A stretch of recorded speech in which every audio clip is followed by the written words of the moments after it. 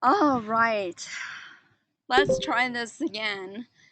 Welcome back, everybody. I do hope that you got some rest over the spring break, or at least got some of the things that you can't normally do when you have class done.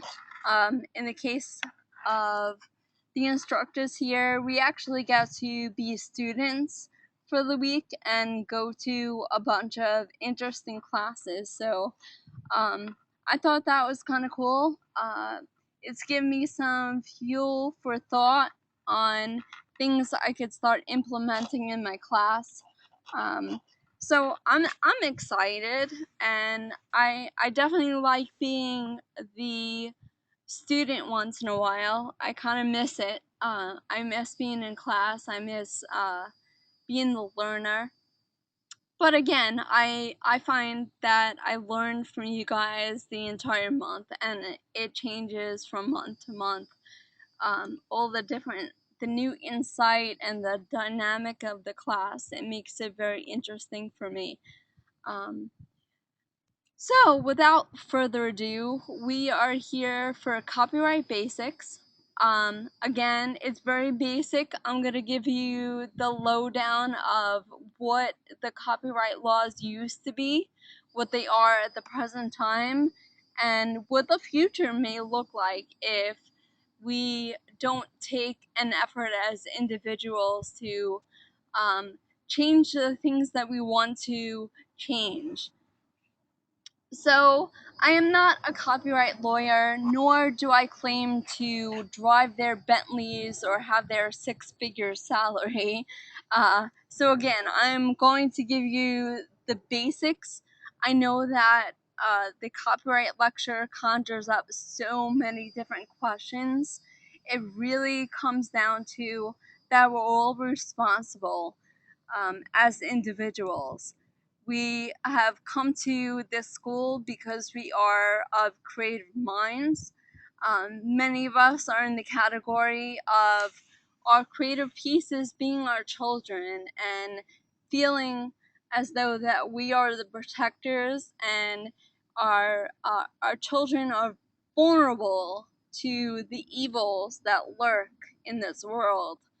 Um, so really the bottom line is to be those researchers, be those strong researchers, be the investigators, know what you're getting into, know what you can do to protect yourself, and know what you could do when it comes to sharing other people's creative pieces and um, working with existing work, whether it is to enhance your project or to collaborate. All of this is a factor. Okay, so objectives. We all know stealing is bad, okay? Stealing is really bad.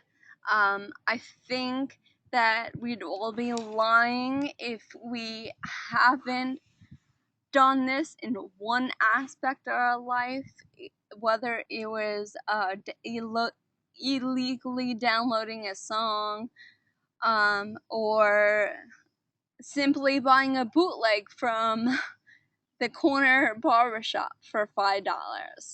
Um, Stealing is bad. I'm going to go through at the end of this presentation a current court case. Although it hasn't been determined whether the who is the victor in the case, I've been following it. I just want to get your insights on what you think about it, knowing what you know by the end of this presentation. Okay, so we went through that. So, you could use the chat box, or you could use the raise hand function. How do you currently protect your work? Would anyone like to share? How are you currently protecting your work?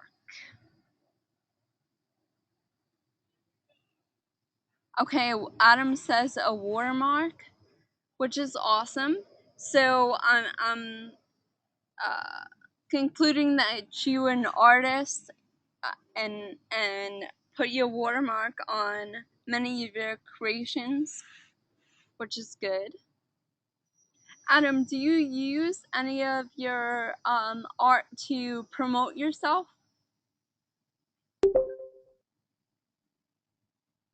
No. Okay. And Ronnie, you're just antisocial? Well, that's your prerogative. So no one could get what you do. And I'm there with you, Ronnie. Especially as a writer myself, I I just that's what I thought, that my my writing is very personal, and those are my children, and it's releasing my babies into the world, and I get overprotective and find that they're very vulnerable. But over time, I found how I could protect myself and share with the world at the same time. So, there's nothing wrong with you being antisocial or wanting to do your craft uh, for an individual purpose. It really all comes down to what you want from your craft. Um, and I don't know if you guys got a chance to look at the discussion board, but that's along the lines of what I was talking about. Really, as an individual, we have the responsibility, and one of our responsibility is to know what we want out of our craft. So there's all types, and no type is the right way or the wrong way. But there's those artists that want the fame and want the fortune. They want the notoriety. They want to see their name in lights. They want to sell out venues, and that's what they want. That's what they strive for. And then there are those that, you know, writing is what they love to do, or making music is what they love to do. That's something personable.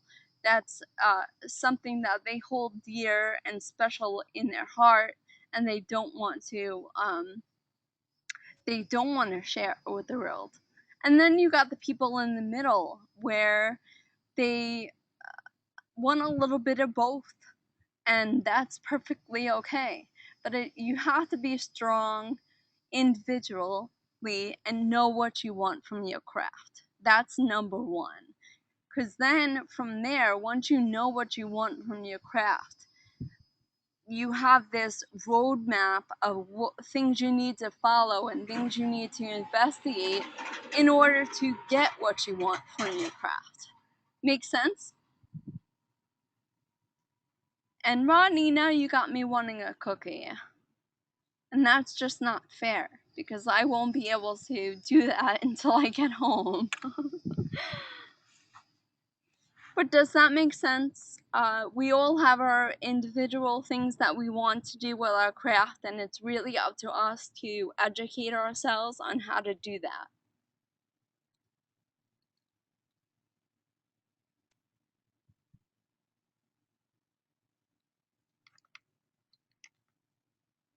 Okay, so I got a yup from Chanel. I'm not too sure if that's as a response to Rodney thinking of his double chocolate fudge, um, or that was agreeing with me. But either way, I think we're good to go.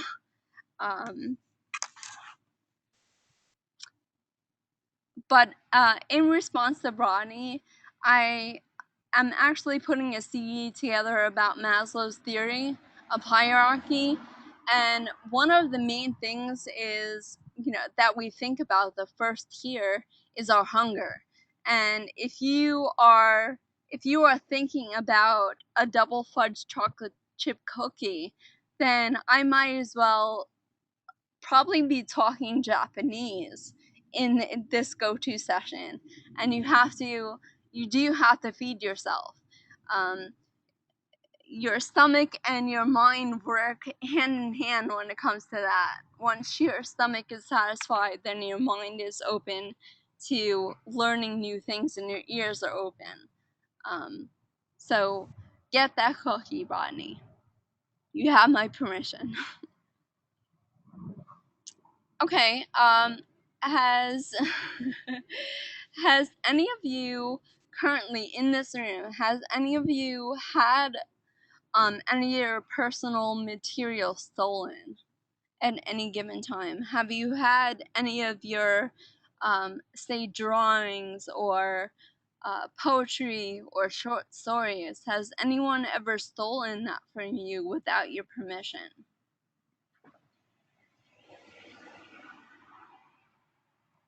And if it's no, you could type in no too, because then we can move on.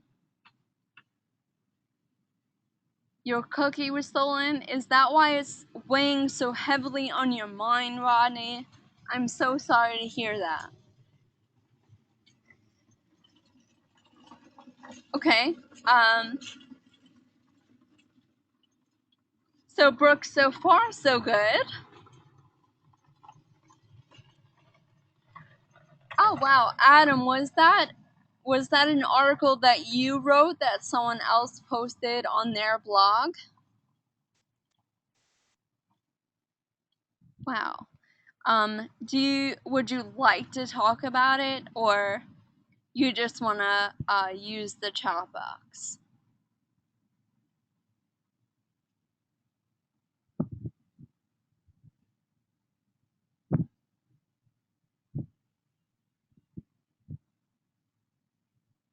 What type?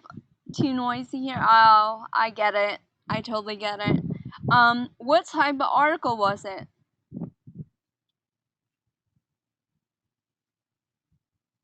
And was it that they didn't give you any credit for said article, or they took credit?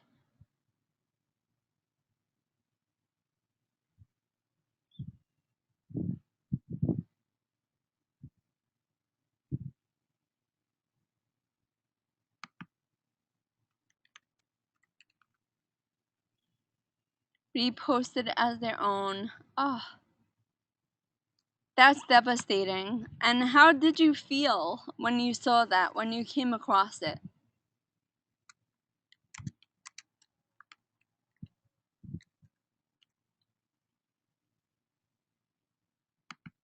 Well, Adam is responding.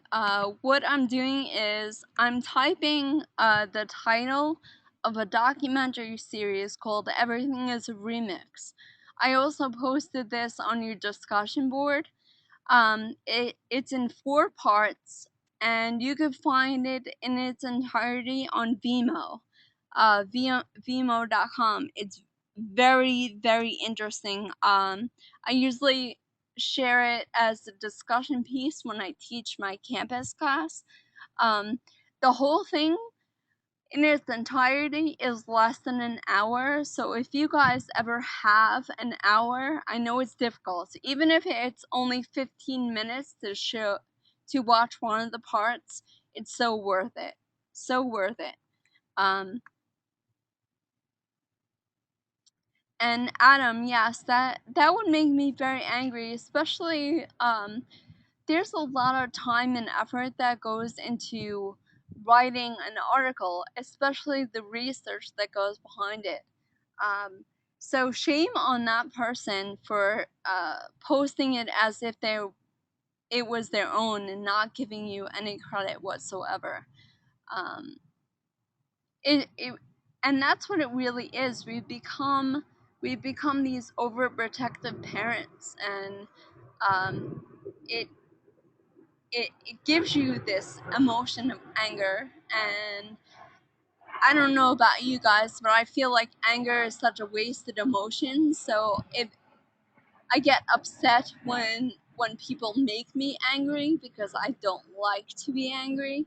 um, so I can definitely see where you're coming from. And blogs are difficult, because we'll talk about social media, and it's the big thing now, to have a personal blog, to have a Twitter account, to have a Facebook page. And I think people don't realize when they're retweeting or they're reposting in a blog, they feel like they're doing you a justice by sharing some impertinent information, but they forget that it does belong to somebody. It's intellectual property from someone else that you put your blood, sweat, and tears.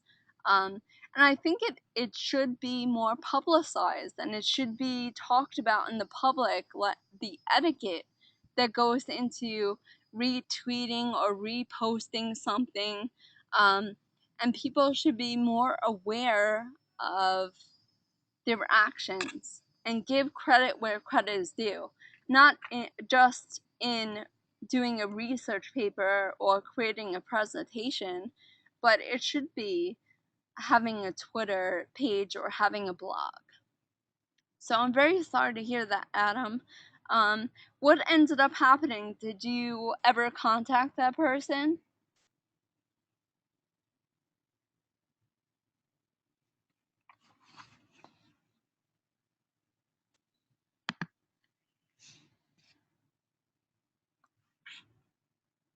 Nothing, no contact.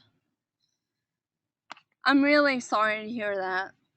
And I would love to read it if you ever wanted to share. I would love to read it if you emailed it to me or would give me your blog. I would be more than happy to read over that for you. Okay, so I told you guys that I would give you a little bit about history of what copyright laws used to look like. So, alright, we're talking all the way back to the Statute of Anne. And as you could see, kind of written in Old English. Very familiar with that, especially being a former Brit Lit teacher. So we're talking about the 18th century, and now we're in the 21st century. So we got a couple of centuries, thousands of years ahead. I'm sorry, hundreds of years ahead. Forgive me. Authors had exclusive rights to whatever the creative piece was, and it was 14 years. So they were giving 14 years, and it was under the copyright protection that no one else can rewrite, reproduce, copy, whatever they wanted to do with that. They were protected for 14 years. And according to this statute, they had the opportunity, and it was their prerogative as an artist if they wanted to renew. So they had the chance to renew for another full 14 years, with a total of 20 years of being protected under copyright. Alright, so as it stands, as it stood, all the way up to 1998. So it held weight for a very long time. That it was 14 plus 14, 28 years, but the artist had the opportunity, like I said, if they wanted to renew the copyright or put it into public domain, which I'm going to go over later in the lecture. In 1998, it was drastically changed to life plus 70 years. So, depending on, and we're talking now in the 21st century, that the average lifespan is about 75 to 85 years old, and it's growing, it's getting even bigger. So, if you want to think about life plus 70 years, that is an extremely huge amount of time not to be able to rewrite, remix, or rework any creative piece. And I'll talk about your feelings in a minute, but I wanted to bring up some of the things that have happened since then. Alright, so in 1976, which we're talking about almost 40 years now, which is kind of crazy. Time is definitely ticking away. Universal Studios and Walt Disney wanted to sue Sony, and this is why. I don't know how many of you know what that picture is, but that's a VHS, in case you don't know. And that used to be the old school way of recording programs. There wasn't a DVR, there wasn't live streaming, there wasn't an HBO Go, an on demand. Awesome, Brooke. Punky Brewster rocks in all her rainbow socks and clips. But what was happening is, and this could be a whole another lecture of the Disney empire that we see before us today. But the Supreme Court ruled that taping a show for future use falls under the very vague law of fair use, and they called it time shifting.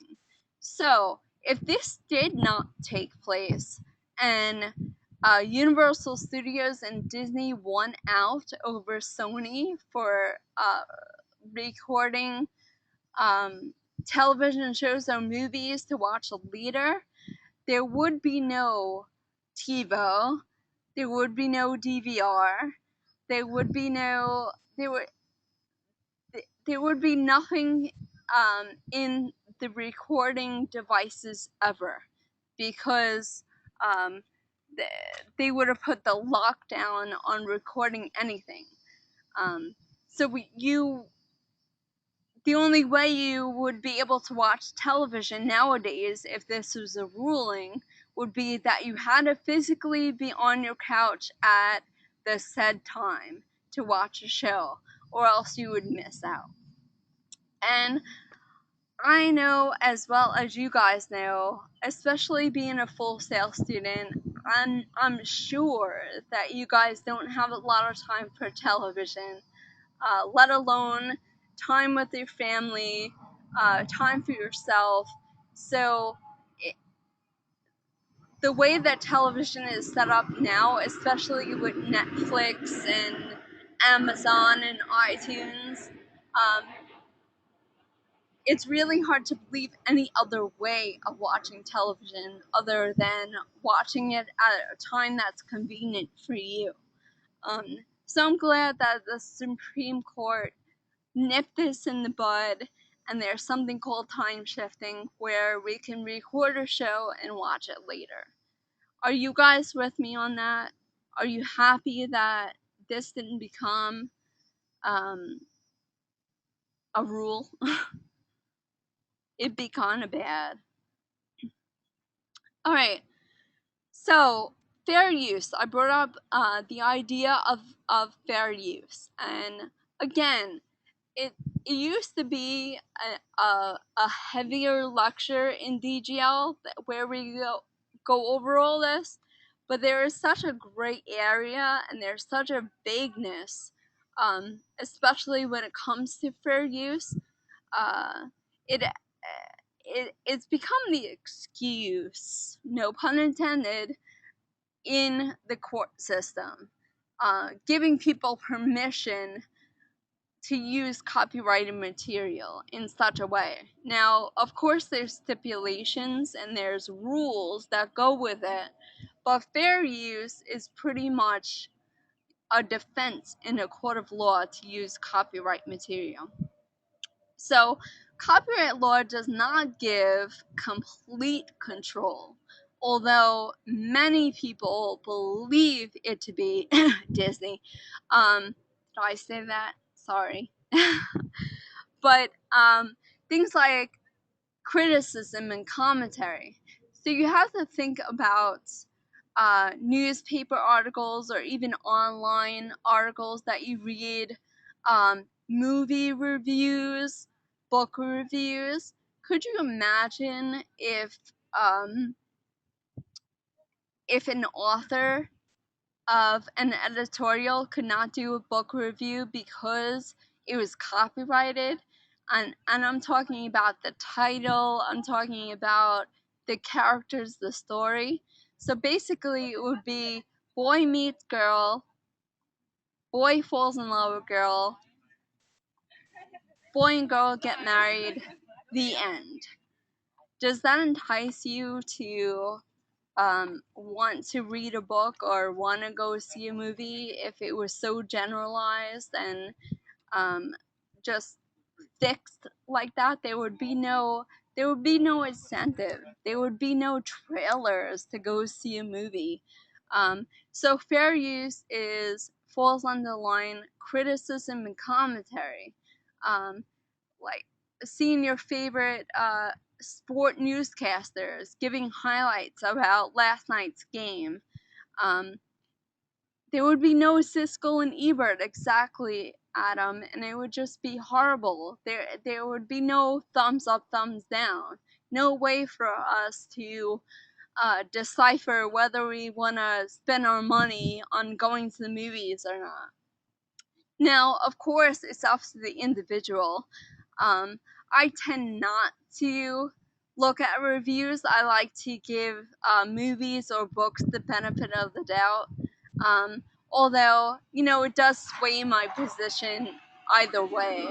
Um, I may not go all the way to the movies to see a movie. Maybe I'll be like, I'll wait till it comes on DVD or it comes to the red box. It's worth my dollar, but it's not worth my $20. So it may persuade my decision that way. Another way that fair use it falls under the line of fair use is parody. So you have shows like Saturday Night Live, even the talk shows, even like late night the Tonight Show with Jimmy Fallon. The reason why he gets away with the skits that he gets away with is because it falls on the line of fair use. It's kind of making fun of or taking a situation and using satire in a way to either make light of a political issue or even bringing your attention to a political issue, bringing your attention to an actor or an actress or an upcoming show. Weird Al music, yes. I don't know where we would be without a Weird Al. But he's definitely a great example of fair use under parody. Um, favorite all-time one, White Nerdy. That is my jam. That's my jam. If you don't know what that is, you need to look it up on YouTube. It's called White Nerdy, and you will definitely laugh. You'll laugh. I'll keep it rated G. But Chanel, yes, I've definitely fallen in love with Jimmy Fallon. I think he's a genius. He has really changed late night television. I don't know who is going to follow him. He is more than a triple threat. He acts, he does impressions, he dances, he plays every instrument imaginable. Awesome. And we want to talk about DVR. He is on my DVR. Every single night I DVR that show. Okay, so do you guys kind of understand what fair use is? I know I went kind of fast over it, but it really is a vague kind of gray area. Do we understand? And Chanel, yes, that is one of my favorite dynamic duos is Fallon and Timberlake. History of Rap is there's no words to describe that. It's genius, genius. And what he does with Brian Williams, that newscaster, amazing. And if you guys didn't get a chance, I'm sure you've seen the mashups with BW, or as he calls him, with a lot of Snoop songs. He was actually on Jimmy Fallon the other night, and he is mad funny. He is so funny. You think he is this uptight newscaster? He is so funny, and I mean, he was dropping ludicrous lyrics and calling him Luda and everything, and it was insane. It was insane. I've never laughed so hard. I think I cried the whole time. So that's definitely worth looking up. Okay. Alright, so into some of the copyrights. It's both published and non-published works. So anything that you do, you know, on the computer, you know, if you create documents and or you blog, had like Adam was saying before, um, a lot of it is automatic. I don't want to say automatically copyright, because bottom line, you really should go to copyright.org.gov rather, and register all your material. However, things that you post on your Facebook or you use on social media, a lot of those accounts already have copyright factors in them, like Twitter, um, Facebook. They all have their own protection.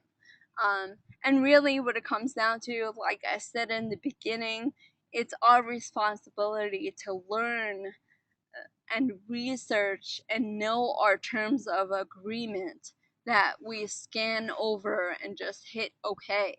It's really important to know all that stuff, so you do protect your material and you do protect yourself, and you don't do something that may or may not get you in trouble down the line. Um, Basically, any use of copyrighted material, if you do not give credit where credit is due, it is infringement. It is copyright infringement. It could be prosecuted by the letter of the law. So you want to make sure that's using distributing media that you do not have the rights to. Yes, there is a lot of fine print that goes into copyright. It's really, that's why you have to be that investigator, you have to be that researcher. And thank you, Brooke, that is the direct link to copyright.gov. The copyright usually goes to website owners, Flickr, Facebook. You lose your rights when you post. And again, Adam, you definitely are correct in that statement, but there are things that you could look into when you utilize those sites. There are certain licensures that you could apply to images or apply to things that you write in order to protect yourself on those forums. I'm going to introduce you guys to Creative Commons. I don't know if you've heard of that before.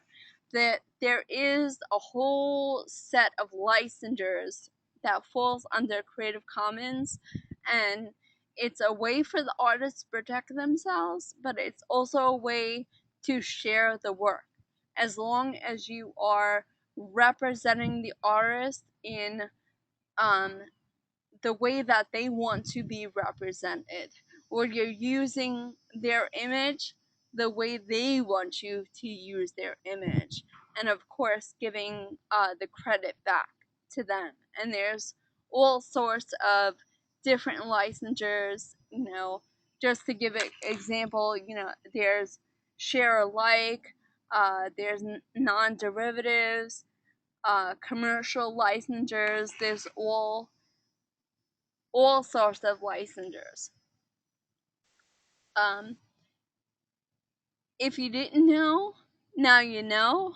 There is no 8-second rule when it comes to even a little tidbit of a beat or a piece of music. There is no 8-second rule.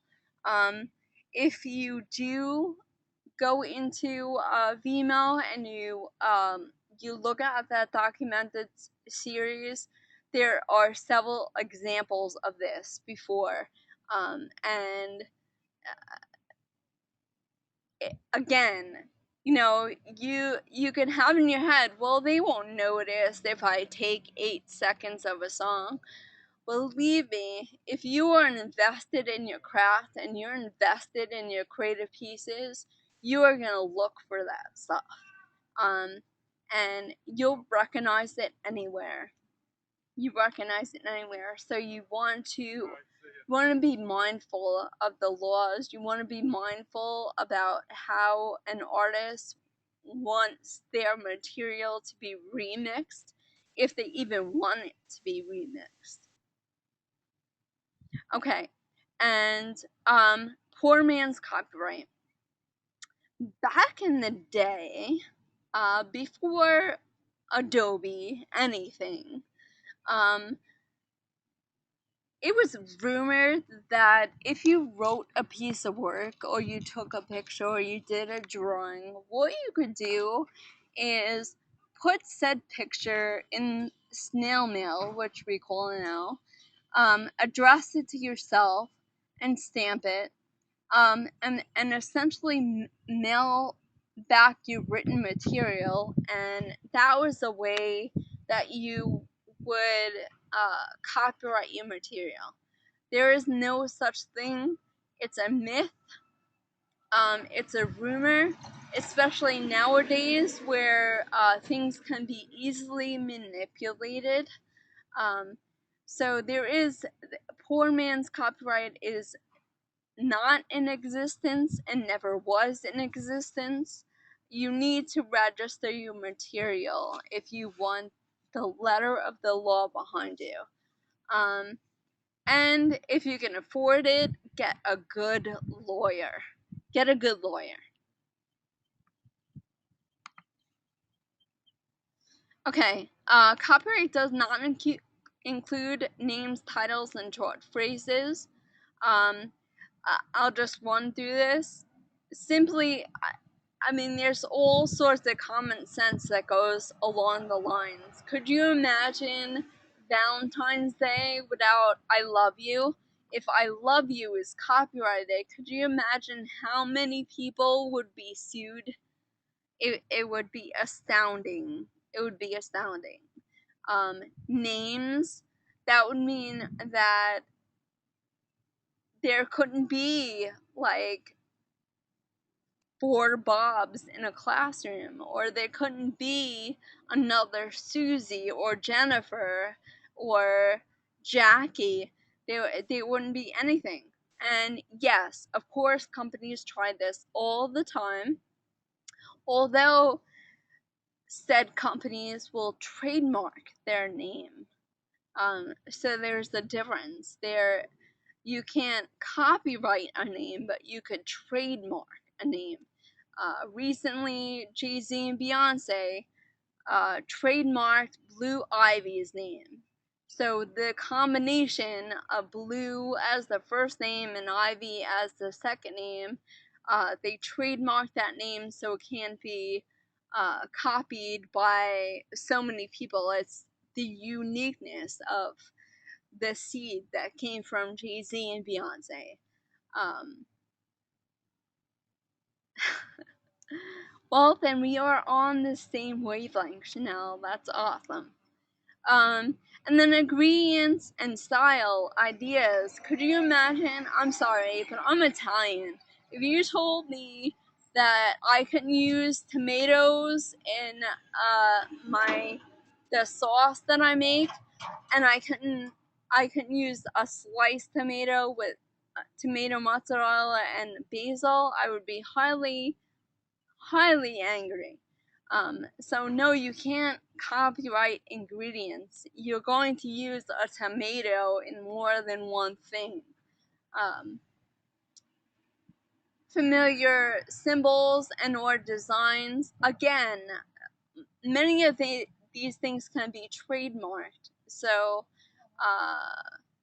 and of course, there's the set of rules that go along the lines of that, like using the likes of, say, Hello Kitty in T-shirts that you're claiming to be the logo of your company. That image is trademarked, and can't be used to represent someone else's company. However, it can't be copywritten because that would mean that you and I could not wear a Hello Kitty shirt or have a Hello Kitty handbag or lunchbox.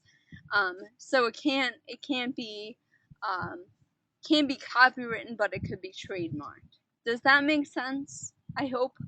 I know that it's very vague.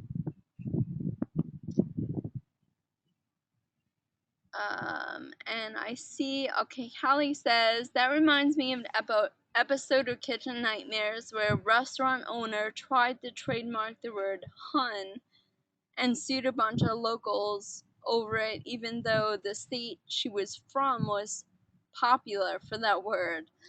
Uh, yeah, it's amazing what people want to do, and I think they become very prideful in certain things. Um, like her or not, Paris Hilton tried to do that with That's Hot. Um, I think, no, I actually know for a fact Let's Get Ready to Rumble is trademarked. So if that appears anywhere outside of uh, the sport casting forums that he's involved with, there is residuals for using that phrase.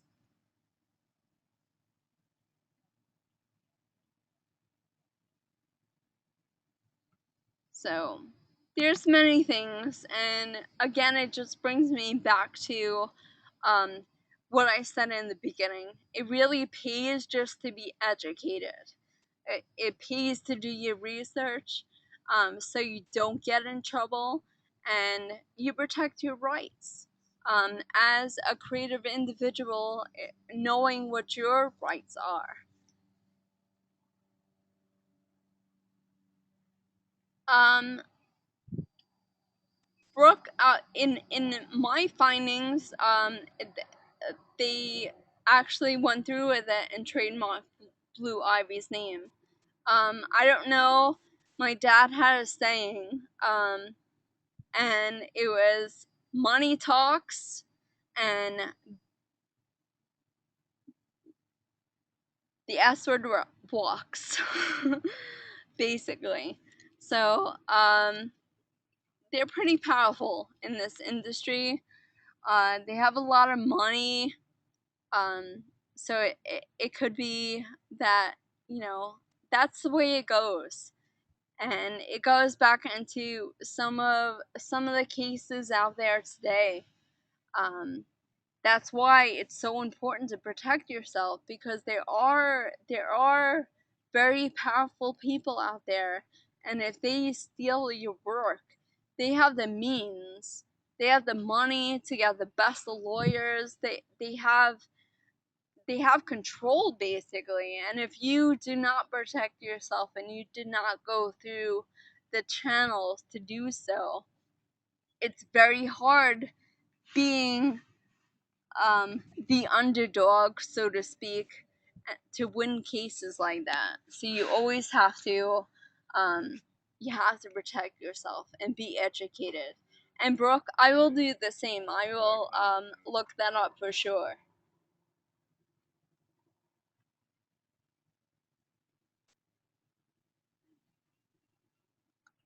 Uh, That's definitely rumored also. That's definitely rumored also. It's been going on since the Freemasons. We're talking if not 1,000 years, hundreds of years of that going into. I can't tell you for sure if that's the case, but I can tell you that it would be kind of ignorant for me not to believe that something like that exists. Um, there's so many things that uh, the public, the general public, is not aware of what goes on.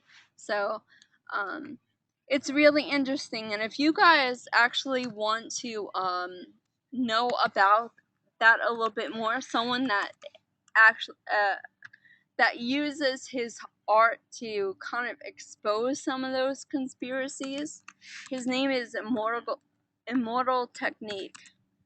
Um, he actually did an interview on that very subject. Um, so you may want to check him out. He is a little harsh. He is an underground hip hop artist. Um, his lyrics will cut you. But if you have a tough enough skin, I would say look him up. And he's very well read. He's definitely a researcher. In his interviews, he backs everything up with research he's done.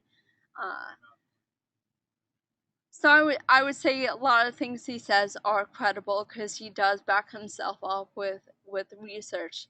Um, so I suggest that Callie or Brooke, if you want to look into him, it's worthwhile. Even if you hate him, it's still worthwhile.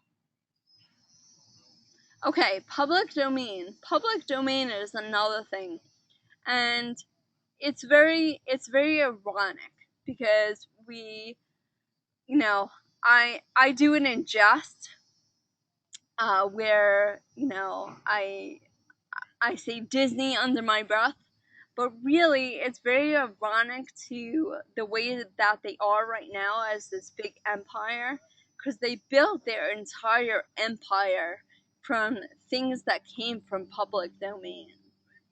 Um, so your stories like Sleeping Beauty and Snow White and The Little Mermaid, all of these were Grimm's fairy tales.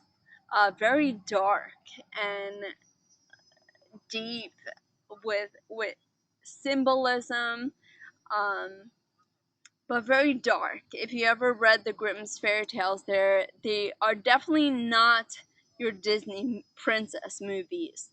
However, uh, Disney got their fame by using these stories that were available to them in the public domain, rewrote them, put their animation spin on it, and look where they are now. The same people that want to make the current copyright law, which is life plus 70 years, even more so. And that came up with Steamboat Mickey, that whole, the likes of Mickey Mouse and that cartoon, they they wanted to put the lockdown on that. It makes you wonder. It's very ironic because they built their empire on remixing and revamping things that were in the public domain. So, right now in public domain, anything that was created before 1923. So I don't know if you have noticed, but sampling was huge in the hip hop world, especially when it first came about in the 70s in Queens and, well, the five boroughs, and sampling was like it was the main thing. But now it it's a lot harder to uh, sample music. It's a lot harder. There's a lot more red tape and hoops that you have to jump through. Um, Even as simple as being a DJ and hosting parties and receiving money because you are spinning records, or um, now everything's digital, but you best believe there are laws and there are things that DJs have to go through that they didn't have to go through 20 years ago, maybe even 15 years ago. Um, but I don't know if you've noticed, but a lot of the newer songs that come out have this 1920s vibe.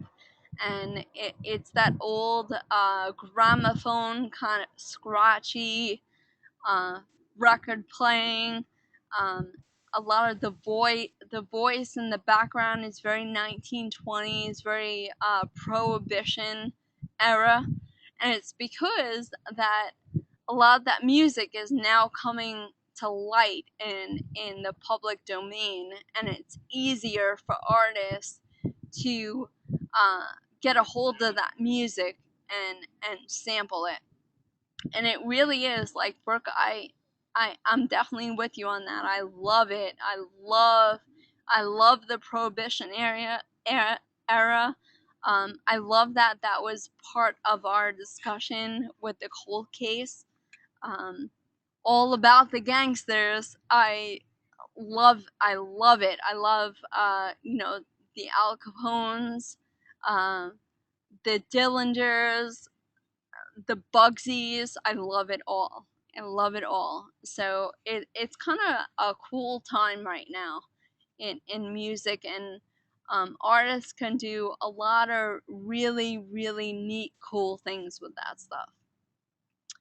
Public domain is also um, an option for an artist. So, an artist, as an individual, can say to themselves, it's a little ridiculous to have life plus 70 years that no one could um, take my creation and enhance it and make it relevant in this new generation. So they have the option to be like, okay, well, after 14 years or even after 10 years, I want to put my art, whatever it may be, in public domain for people to go in and remix, and I want to share. I an artist has a prerogative to do that and make that decision. Well, I had my time with this, and I made my money, I had the notoriety, and now I want to share. So yes, Brooke, public domain is a website. You could just Google public domain and it has anything and everything from 1923 back, anything that you can have access to. Um, so public domain could be cool, and again, it goes back to, what do you want as an individual artist? What do you want to get out of your craft? Do you want to hang on to it forever, for your life plus the life of the next of kin, or do you want it? Is your goal to share it with the world? And it really is up to you, and whatever decision that you make is not right or wrong, and doesn't make you less of a person any way that you choose. It's what you want out of your craft.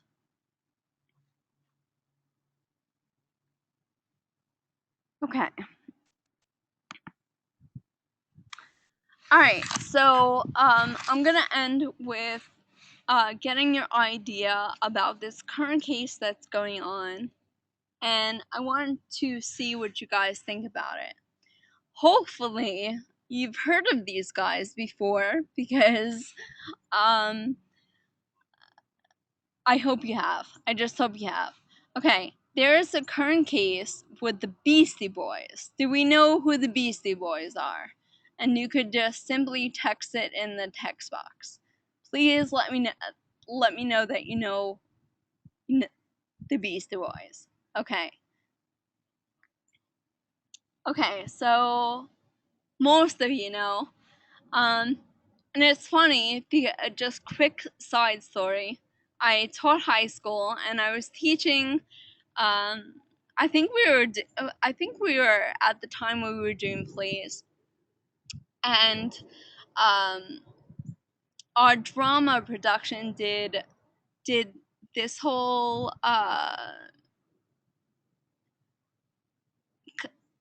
like a Shakespeare's comedy, but it was like a remix of all his comedies. And there was this one part where there were three of them and they were rapping like over each other.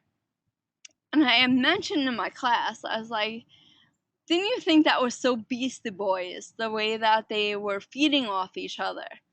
And I will never forget it. One of my students from the back of the room just goes, "What you know about the Beastie Boys, Miss P?"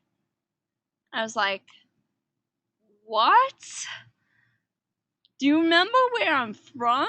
They are from around my way, and their first songs came out before you were even born."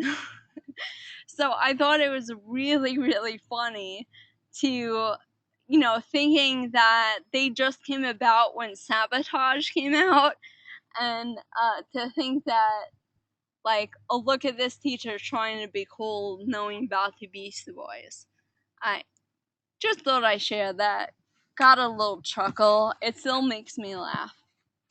But anyway, so, those people that know the Beastie Boys, you know their song Girls, right?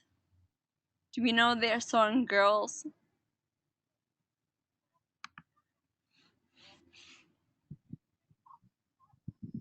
Okay.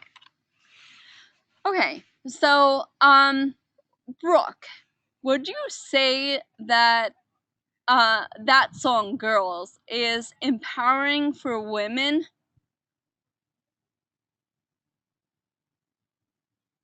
Would you say that's an empowering song for women?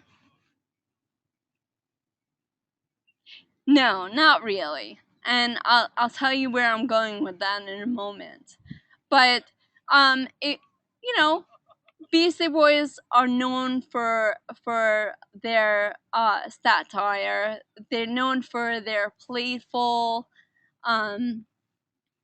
just ways of rapping about things, but they were very fun and light. And Girls were just, if you ever looked up the lyrics, it doesn't paint us in um, the best light. Uh, and it pretty much has this underlying tone of we should be barefoot and pregnant, and that's it. Um, but it's fun and light. You wouldn't become this like feminist and picket them, knowing who they are and what their music is like. So we have that song, and then comes this toy company called Goldie Blocks. And I used to show the commercial, but GoTo has a lot of delay, and you couldn't really see the commercial smoothly. So if you ever wanted to look this up, it's called Goldie Blocks, and you'll have to look at a news reporting of it because they have since took down the commercial because of this issue. So Goldie Blocks is a toy company, and they gear towards young girls, and they they have something similar to K'NEX. I don't know if you guys are familiar with those toys, K'NEX. And the idea is that they want to promote that young girls could be engineers too, and they could build things and they can construct things just as well as boys can. So, GoldieBlox decided that they were going to make a commercial for their new Girl Connects, promoting the idea that these young girls could be future engineers. And they decided to take the Beastie Boys song Girls. If you watch the commercial, it's very clever. You know, they change the lyrics and they make it fit to empowering girls. But if you were ever to look up, like, if you were the parents to look up uh, the original song, they would find out that it really isn't a promotional song to empower young girls.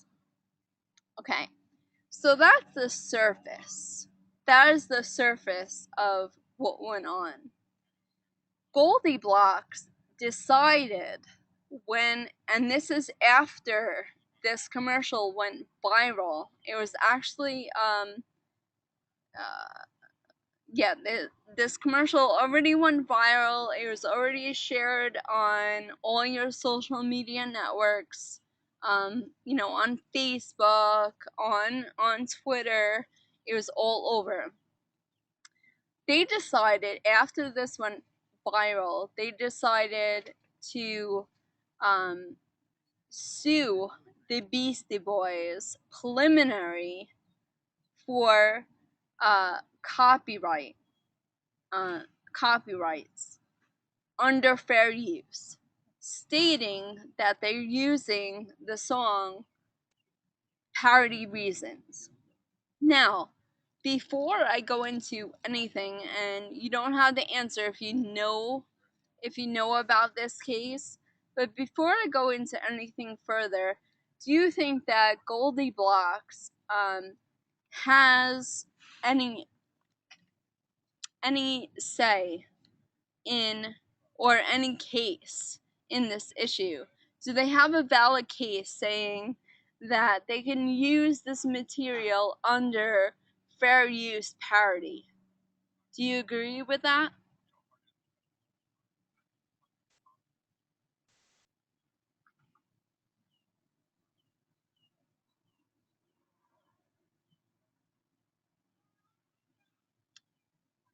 Okay, so Brooke, why do you feel that way?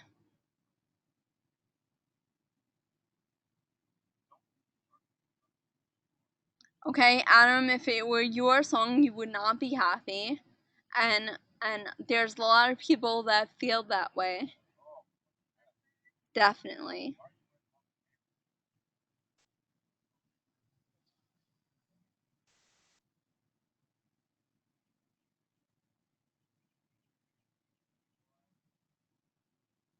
All the work and all the time. Yeah, it does. It takes a lot of time, and time is money. It takes a lot of hard work. Absolutely. And Kelly says they don't really have a case. The band has to sign off on the use of material before it's used commercially. That's actually very well said, Kelly. And I think that is why they pre-sued the Beastie Boys, trying to get a leg up on the case. Now, this is not meant to get anyone angry, and it's not my intention, but what GoldieBlox fails to do here is do their research. And I feel like their intentions were pretty good. You know, they want to empower our young girls. The message is great. However, they are promoting a product, and they are getting profit because of this promotion of product. Now that is just the surface of uh, the law. That is just the surface. The other thing that comes into play is MCA, rest in peace. He was, you know, they're all frontmen in my eyes. Every single one of them, it was just this equality of brotherhood between them all. But MCA passed away, and he actually wrote in his why am I losing my thoughts? In his will, he wrote in his will, by no circumstances should the Beastie Boys songs ever be used commercially. Under no circumstances, I'll say it again, should the Beastie Boys songs be utilized commercially. Ever. So now you have another deeper layer of this case. Not only did they put the stuff out there without written permission of the Beastie Boys, they did not do their research. They undermined the wishes of not only a member that has passed away, but the living members that are pretty much on the same wavelength as wanting to fulfill his wishes. Um, there's just so much wrong in this case. So even though the intentions were really, really good, the message is really wonderful. Um, they didn't have the right to do this, and they tried to preliminary sue in order to save themselves because they knew that there would be backlash. It's still going on. I don't believe I haven't gone back and uh, looked at this case in about 2 weeks, so I don't know if anything new has transpired, but there hasn't been any ruling yet. Um, the Beastie Boys did counter sue, and they're citing that they didn't have written permission to use it commercially, and it's not under the law of fair use parity because they are using it for profit. They're using it to sell a product and have financial gain for using their song. So,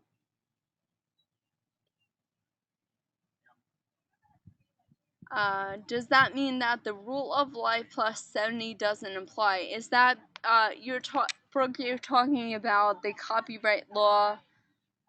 Um, well, I guess that can depend because that could be that it would depend on the remaining members of the Beastie Boys if they wanted to all of a sudden they get into their 80s and they're like, we want this next generation to know who we were and maybe remix and make us relevant again. Um, that would be something that they would all have to come together and do. But as it stands now, living a will is a legal document, and it is the wishes of a member of the group that pretty much has at least 33% of the entire group and its royalties. I hope that answers your question. So, and thank you. Thank you, Rodney. I will check that out once we're done here. Alright, so I wanted to share that we used to talk about the whole Vanilla Ice and you know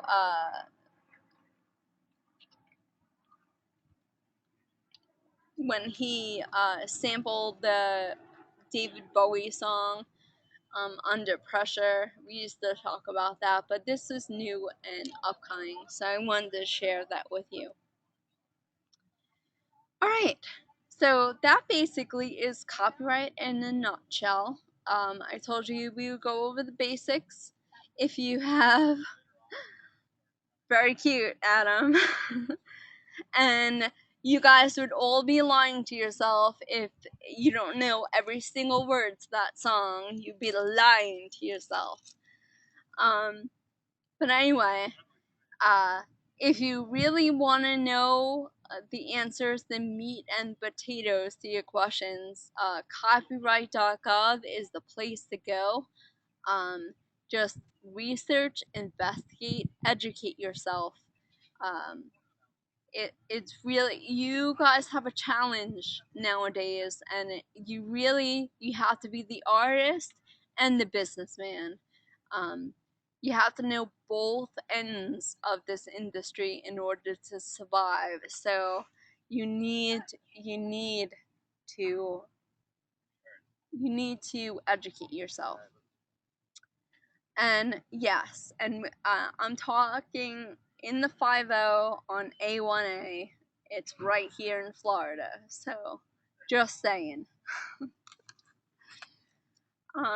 So with that said, I'm gonna wrap things up. I know we had to start a little bit late, so we're a little over the time that you expected this to end. Does anyone have any questions on anything that we covered? Anything that's coming up in this week? I know this is the last week. It's crazy how time has flew. Um,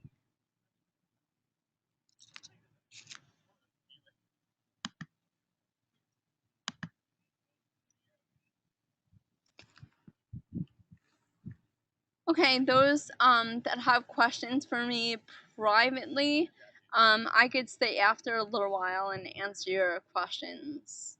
But I see Chanel has her hand up. Okay, Chanel, go ahead. Okay, we're sorry I was so late. My computer decided to want to update right before class. Oh, it's okay. We had technical difficulties. I had to go all the way out and back in too, so don't worry. Well, I saw that we had another go-to session, Mhm. um, but I don't see the link anymore to join. I joined, I thought was tomorrow, but I guess it was last Tuesday, so I'm not exactly sure what to do about that. There were no sessions last week because of spring break, so there was no sessions offered last week. Okay, because when I looked at my emails when I joined the session, and I don't know if the date was wrong, but it said for Tuesday the 22nd at 7 o'clock p.m. Really? Yeah. Um. When I joined, it said 28th, so I'm not exactly sure. Well, I think that that's my session, and Yeah, it is. It yes, is. tomorrow night at 7. Okay, that's great. You should be getting probably by tonight.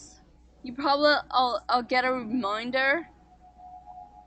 You get a reminder email before the session starts, and that'll Yeah. have the link in it. Okay, that's great. Okay, cool. Thank you. I look forward to quote unquote seeing you there. Yep. Cool.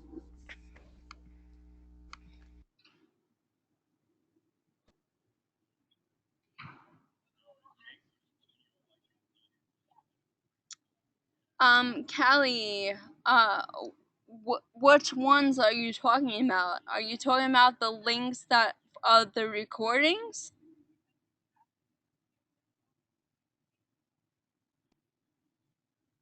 They're not on FSO anymore. Okay, when we end here, I will go back in and check that for you.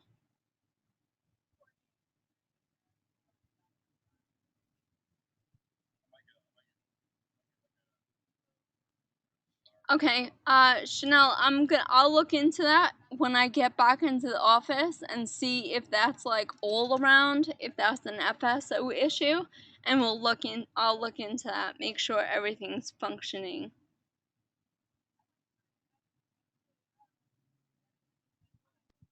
Okay.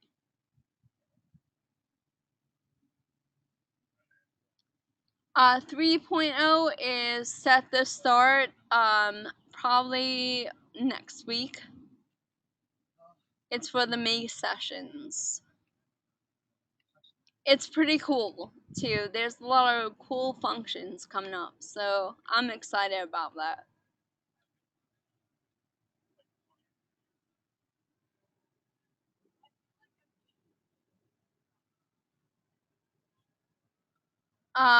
Brooke, what do you mean there isn't a video? What do you mean by video?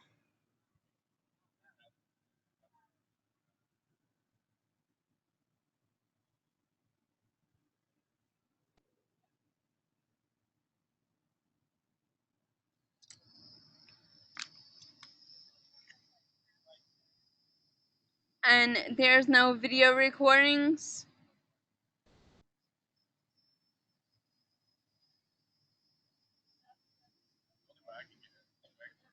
Okay. That'll be something that I will look into. I don't know why they're not appearing. I'm not too sure if it's something